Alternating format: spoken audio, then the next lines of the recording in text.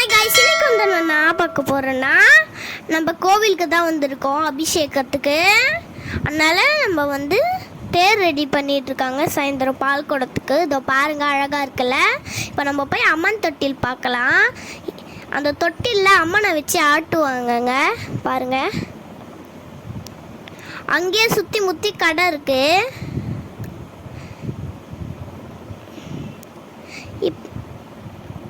இப்போ வந்து சாமியை அலங்காரம் பண்ணிகிட்டு இருக்காங்க, அதனால தான் க்ளோஸ் பண்ணிகிட்டு இருக்காங்க.